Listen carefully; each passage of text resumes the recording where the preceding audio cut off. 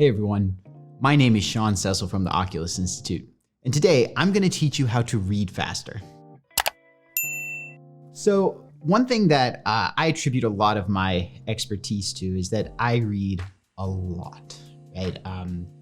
Normally average, about a book a week, sometimes more.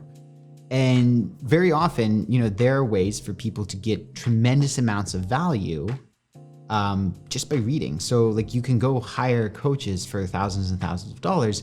And there are many coaches who aren't that much better than you reading, 7 good books, right? So like one thing I recommend to people who are financially constrained is like, hey, listen, I can just give you a set of books that you can go get for very, very inexpensively. And if you really, really read them and presence with them and practice what's taught there, you can change your life, right? It's a tremendous opportunity, and never in the history of humanity has it been so easy for people to read, right? We've got it on, Kindles, we've got it in physical books that can be shipped right to your door, we've got it all over the place. And there's more books than ever before, right? It's proliferated from all these different perspectives, all these different viewpoints, all this different wisdom.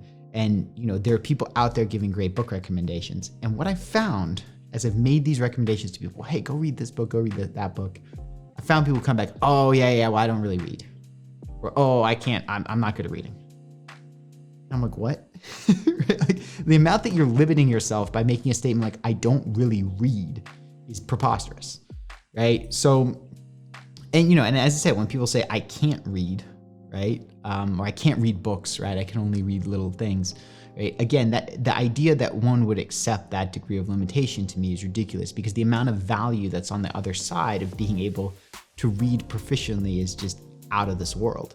So I wanted to give a few tips and practices for how to read effectively, how to read quickly, and how to incorporate reading as a daily habit. So the first thing is you want to take a look at what are your beliefs around reading. So when somebody says, I can't read a book, right? I'm not good at reading, right? That tends to be a sign of, self-esteem stuff. That tends to be a sign of, maybe you didn't do well in school, and so you're bringing that belief forward.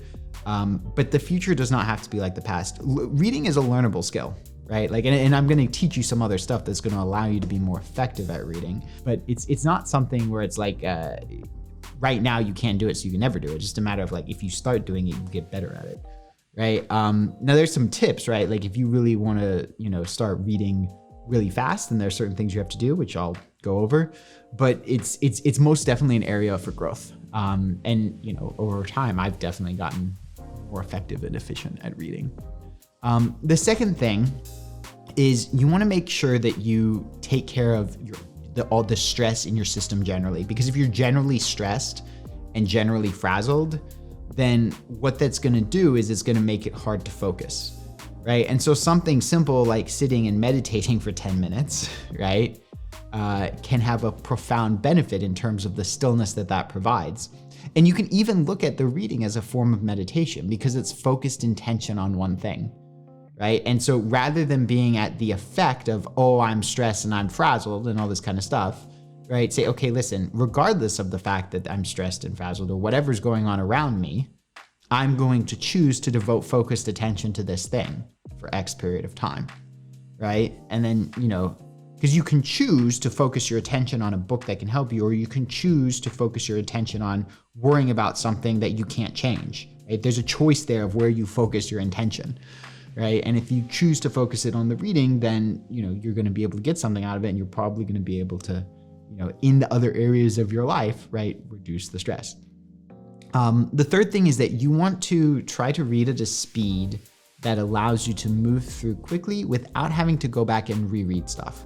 Right. So generally, if you're going back and rereading paragraphs, then that means that either you're potentially being a perfectionist and wanting to make sure that you read, every word, which, by the way, you don't want to do. Right. You don't actually need to read every word to understand what's in a given paragraph. Right? If you read 70% of the words, you're going to be just fine. The other possibility is, people are trying to read too fast and having to go back. Normally, it's more of, people reading it, feeling like they didn't understand it enough, and then going back and then trying and then rereading it. If you didn't understand it, then normally that's because you didn't understand some of the words in the paragraph, which brings us to number 4. And that is, have a dictionary app or an actual physical dictionary with you when you read. And because if you understand all of the words, right, and you know their meanings, you can put them together, right? Maybe if you're dealing with quantum physics or something, there's really hard concepts, it's a different story. But most of the time, that's not the issue. Most of the time when somebody doesn't understand a given paragraph, it's because they don't understand there are too many words in the paragraph that they don't understand, which means you got to expand your vocabulary, which is why you read with a dictionary. You look stuff up, your vocabulary expands, and then you become a much faster, more efficient reader over time. If you're really trying to read, voraciously, which I recommend, there is a point where you're going to have to stop subvocalizing to yourself, right? So subvocalizing is where you read the words out loud to yourself in your head, which is how we're taught to do it in school, right? Is it, when we're little kids, we're taught to read by sounding the words out, which is fine at that level, but it puts a cap on how fast you can read. So if you're trying to increase your reading speed and you're already reading at around 300 words per minute, you can't go much higher than that unless you stop subvocalizing, right? So, and it may feel uncomfortable in the beginning, but if you push through, like I read at like 1,000 words per minute. And that's something that it's not like I'm an anomaly. Like this is something that can be reliably taught, right? There's a guy named Jim Quick, and he teaches people to read that fast, like just routinely, right? So it's something that you absolutely can do. And then finally, like the last key to reading faster is to actually read more, right? You've got to incorporate this into your daily life. And then the more you read, the faster you're going to be able to read, right? Both because you're increasing your vocabulary and you're increasing the mechanism of your brain processing written information. So I normally set aside 2 hours per day minimum for reading, right? And I recognize that like I'm in a position in my career where as a coach that's maybe more important, but I think every human being should set aside at least an hour a day for reading, right? It will make you a much more integrated person, and it will give you access to a lot more personal growth than you could achieve if you stayed behind the walls of others, those limiting beliefs. Hey everyone, I hope you enjoyed this video. If there's something that resonated with you, maybe a new connection that you made or some information that shifted your perspective, if you found value here, then I want to give you one last gift. So I've put together a free diagnostic that I call a checkup with the career doctor. Short list of questions, and as you answer them, it's going to give you a readout of where you stand on the important metrics of career fulfillment, right? How happy are you with your job and how good a fit is it, right? Financial success, which we all know, and then internal alignment, which is your level of inner peace and the inner resources that you have to bring to creating the life that you want. Additionally, it's also going to show you which areas you can improve on to get those metrics moving in the right direction, as well as how can we at the Oculus Institute help you make progress. So it's totally free, 100%. All you have to do is just go to www.oculusinstitute.com/purpose quiz, right? No spaces, no dashes, just oculusinstitute.com. That's OCULUSINSTITUTE.com/purpose quiz. And you can take it totally for free.